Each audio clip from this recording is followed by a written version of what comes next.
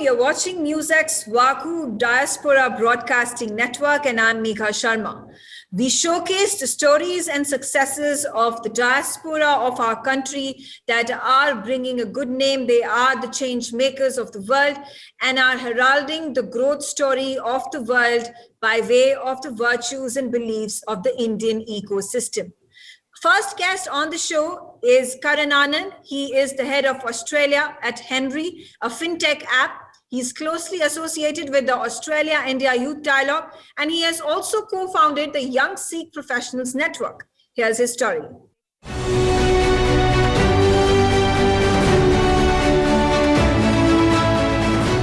Karan Anand is a management consultant and entrepreneur with over 10 years' experience in management consulting. In 2012, he co-founded the Young Sikh Professionals Network to mobilize the first generation of Australian Sikh professionals to build their professional capacity. He also chaired the steering committee of the Australia-India Youth Dialogue back in 2018-19.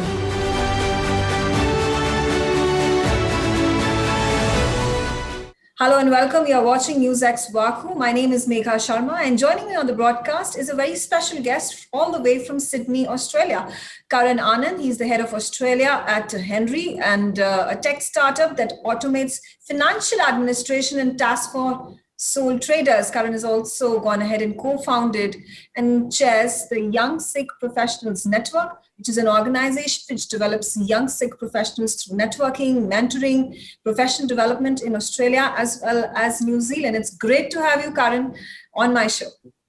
Great to be on the show, Megha. Thank you. Karan, before I go ahead and speak to you about all the important and significant work that you're going ahead and doing with regards to the Indian diaspora and the Sikh diaspora, I would be very keen on knowing about your journey all the way from India to Australia. How long have you been over here, and how difficult or challenging was it to commence it all from scratch over here in a foreign land? Sure, yeah. So my parents migrated to Australia in the early 90s. So I was just a child. I was 5 years old when we came out here. And, I'm very grateful for the opportunities that the country's presented me in the time I've been here. I've maintained my roots in India, though. I've managed to get back there once every 12 to 18 months because I've still got a lot of extended family there. But, growing up in a country like Australia, when you have your heritage back in India, is an interesting challenge. I mean, probably two aspects. One is the simplest thing is your cricketing loyalties are always torn. And for the record, I bleed blue still. That's the one thing I'll definitely cling on to. But the other thing is particularly, and it's the Indian background, but it's also the Sikh background, being a turban wearing Sikh. Growing up here, actually, I grew up in a small part of Australia, a place called Darwin in the north. And to my knowledge, and actually my mother looked this up, I was the only turban wearing Sikh in any school enrolled in my state. Mm-hmm. And so you sort of walked around and there were people looking at you every day going, who is this guy? What is he wearing? So there are people, that gets them worked up. In my case, it really gave me a sense of confidence. And over time, it's really given me the inspiration, the motivation to stay connected to my roots and ensure that the two heritages, which I'm very proud of, the Sikh heritage and the Indian heritage, I always stay close to as well and try and bake into all the work that I've done since. Mm-hmm. And professionally speaking, you go ahead and work at Henry. Talk to us about that. Have there been other stints that you've gone ahead and why completely passionate about financial administration? What is the position that you are at? Yeah, sure. So I spent 13 years in management consulting. So I was a director at Deloitte, focused on strategy and financial services. But we live in the tech generation. I don't think you'd be doing yourself service in the same way that NewsX does with a very broad digital platform if you're not playing in the tech space in this generation. I've always had an interest in it. And Henry is an incredible service where we automate tax and financial administration for sole traders, which are, make up about 1/10 of Australia's workforce. Everyone uniformly hates tax. As soon as you're a business, your tax becomes more and more complex. And so everything we can do to automate that and streamline that is really incredible. And the Henry service does that. We launched in New Zealand a few years back. We expanded to Australia last year. We're going absolutely gangbusters here. We're growing 30% month on month because sole traders need tax help, and accountants, unfortunately, just don't cut it. Also, for the fact that, have you seen a transformative change in the way Australia has gone ahead and opened its doors for Indians, the Indian community, vis-a-vis the geopolitical, geostrategic change dynamic both nations share? I'm talking about, obviously, the COVID era, the common enemy that both nations share at this point of time in the Asian region, talking about China. Has that brought the two nations closer, and how effective and advantageous does it become for the Indian community living in Australia? I mean, I don't know if I'd make any comments on common enemies because it's way far beyond my remit. But I think see things like the Quad, which is seen as one of the big strategic dialogues happening amongst the US, Japan, India, and Australia right now, which is seen really important. I know the rhetoric coming out of the Australian government very much is now about the Indo-Pacific. The diaspora plays a big role in that, and the Indian diaspora is becoming a lot more influential here. You have to remember that the Indian diaspora is very different to the British diaspora or the Canadian diaspora, for example, because most of us are still immigrants. There's very few who are second generation. And we know that the dividends of immigration pay off in generations 2, 3, 4, 5. But given that we've been able to rise to a position of such prominence so very quickly, there's a number of Indians who are sort of emerging in sort of grassroots politics at council level, some emerging at state level. There are a lot of Indians who are coming to prominence from a business perspective. I can only imagine what my kids, for example, will have, as really integrated members of the society, which is then only going to be even more important going back to the bilateral. Thank you, Kyle, for sharing such an expansive view of how the Indian community has gone ahead and made these strides in a foreign land in Australia. You being an integral part of it, and obviously the changed view of the American community in going ahead and opening all doors, being extremely warm with regards to taking in the Indian diaspora. Also, I wish you all the very best for all the good work that you have been going ahead and doing, and for your future endeavors as well. Thank you. Really appreciate your time. All right. Next up on the show is Bill Cole, who is based out of Perth in Australia. He is an author, an engineer, and a politician with roots in Kashmir. He has written several books and recently also ran as a candidate for Lower House of the Parliament of Western Australia.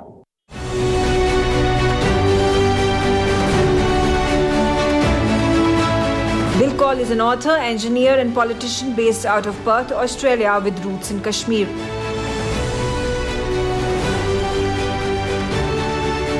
Bill has authored and published 8 books, including 22 Years, A Kashmir Story.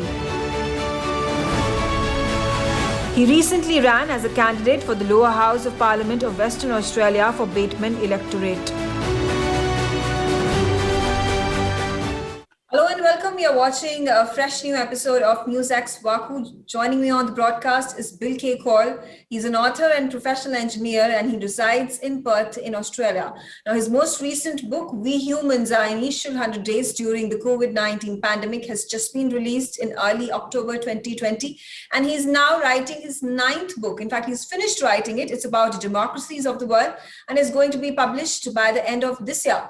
Bill has 35 years of international experience in civil and geotechnical engineering consulting industry. He has worked on numerous projects in the past, including in Australia, New Zealand, Fiji, PNG, China, Mongolia, South and Southeast Asia, West Africa, and South America. Welcome on the show, Bill. So you are truly a global citizen, and it's good to see a person of Indian origin going ahead and doing some fantastic work, both in engineering and when it comes to talking about issues that are closer to the developmental points and issues that the world faces, be it philosophy, global warming, politics, bureaucracy, and whatnot.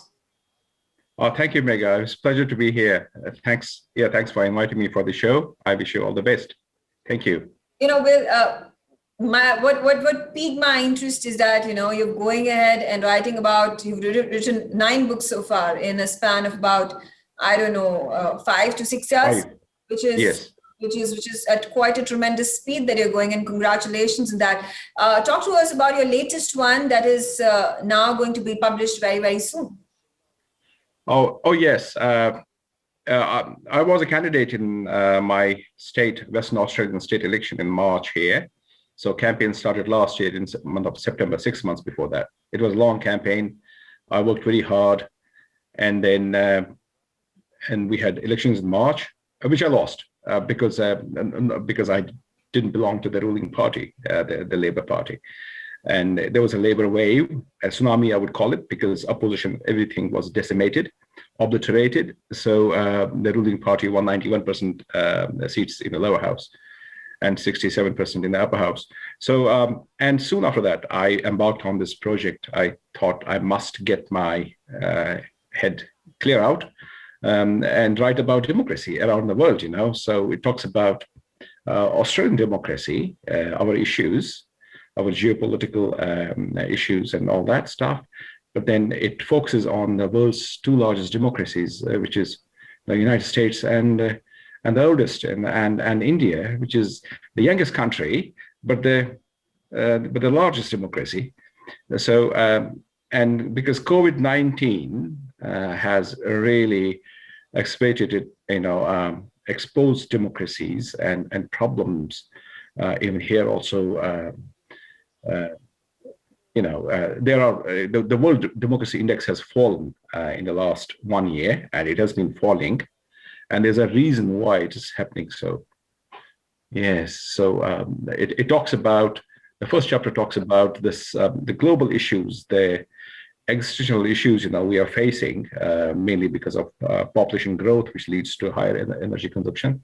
It leads to climate change and the biodiversity loss and all that stuff. In the end, it will undermine our existence. We're going in trying to become the linchpin for the Indian diaspora across the globe to come out with these structured, noble initiatives, be it politics, be it sustainability, be it about the environment, or any of these important causes. Because I was remembering, this time around when the COVID pandemic hit, the wave second hit India, and we were in dire need of medical supplies, oxygen concentrators, and they were difficult to get hold of. And there were a lot of these NGOs, and there are a lot of Indian Americans and people of Indian origin who wanted to reach out, but really did not have the ways and means. It took a lot of days and weeks to actually figure out a proper channel and then send across these essential supplies. So had there been, that also shows, had there been some sort of an organizational community at base, the communication and the logistics would have been much faster and easier. And that's why there's inherent need for something of the sort to be built. The COVID, the second wave, what happened, it also showed how closely we are, closely knitted, the global village.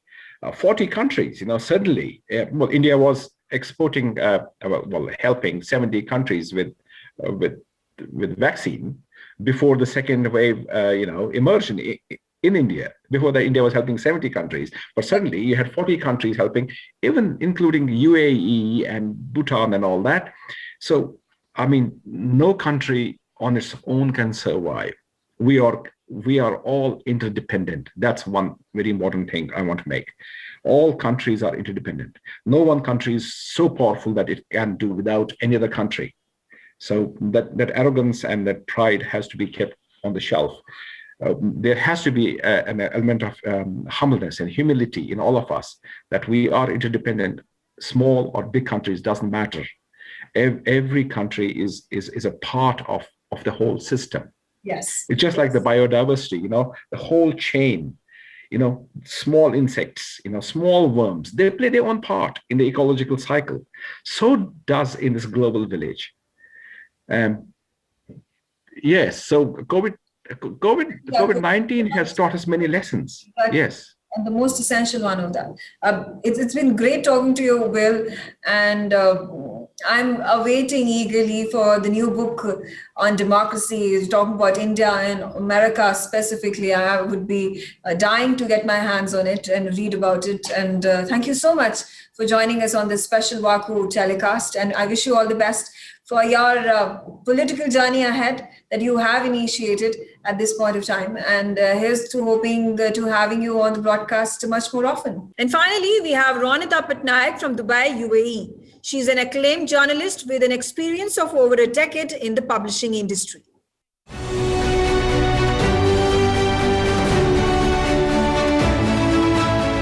Ronita Patnaik is a business journalist with an experience of working in the publishing industry for a decade. She currently leads native editorial at Khalij Times, one of the leading publications in United Arab Emirates.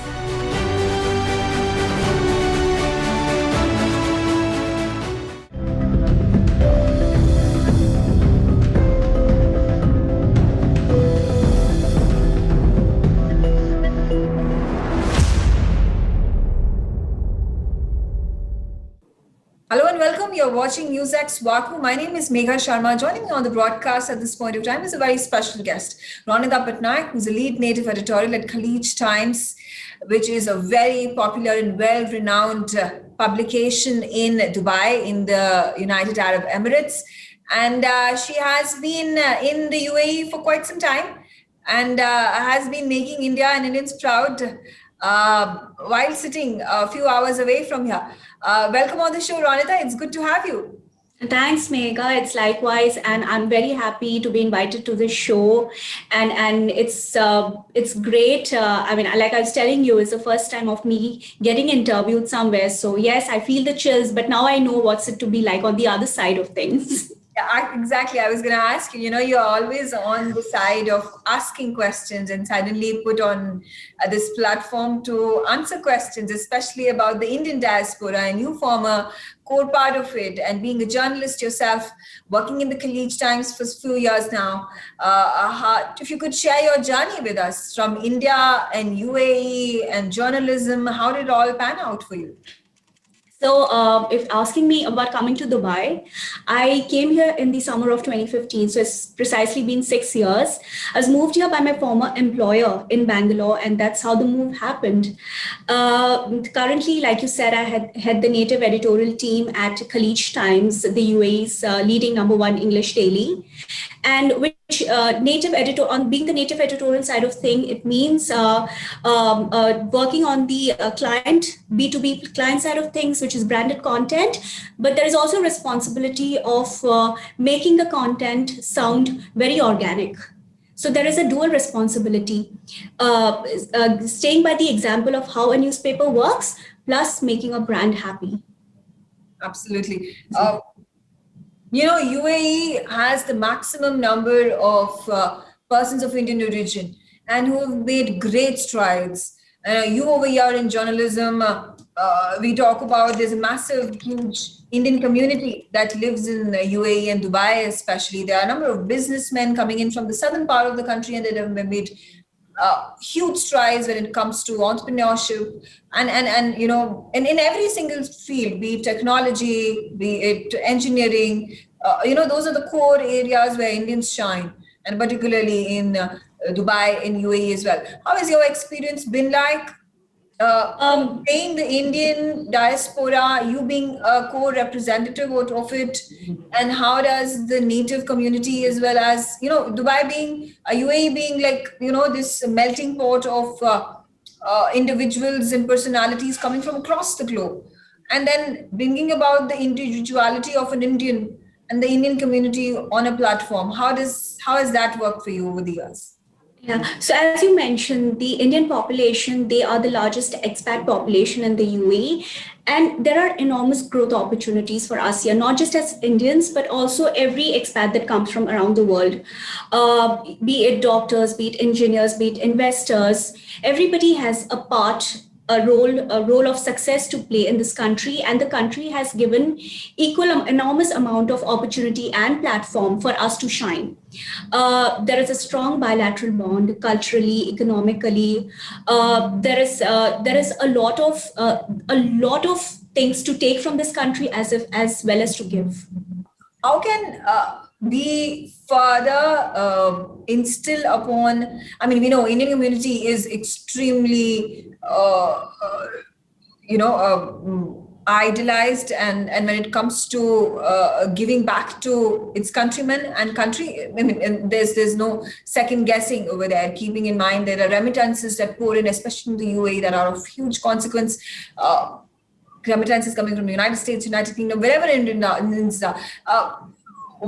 Would it be a possibility to, when we go about exploring these lives of Indians living abroad, it will further resonate with the Indians that are living, the 1.5 crore population that is living over here in our country, 3.5 crore population that is living in our country. They would also get an opportunity to get to know these people, because right now we just, maybe we know just a Sundar Pichai, or we know about Lakshmi Mittal, and those are of just a few handful of names that we are aware of. And suddenly, when we get to understand that there's somebody from the UAE, from Dubai, who's doing great, who's making massive strides, who's doing complete fantastic work, and that would be reflective of what the Indian community is going ahead and building for the world, for those nations where it is working, and therefore bring about this renewed pride and happiness and a collective enthusiasm when it comes to the Indians that are doing fantastic work abroad. This is exactly where VaKu comes in, I believe, because you are connecting now. Thanks to you, NewsX, we'll actually come to know people who are doing good in their walks of life. And it would just not be one particular person, but it might be people from every sphere of life, be it like an artist or probably a businessman, an investor, a reporter, who we do not know about. We only see them probably on, say, social media platforms, but we don't know what they think, what they want, who they are. And yes, we do need to know more Indians who are doing well. I think these kind of platforms like VaKu would also probably put in a connection with the Indians, the people who watch your channel. I'm not talking about me, but there are bigger examples that you would bring to your platform, who people actually in India can look up to, and they think, okay, probably it's doable. And trust me, it's doable. Absolutely. Well, you are a prime example of that, Ronika, and millions and millions of other Indians that are at this point of time in UAE, Dubai, bringing great name and prestige for the Indian community and India. I thank you so much for joining me on the broadcast, and wish you all the very best for all the future endeavors that you're going ahead and wanting to achieve in the coming years. And thank you so much for joining with us on News at VaKu. Thanks, Megha. Pleasure talking to you.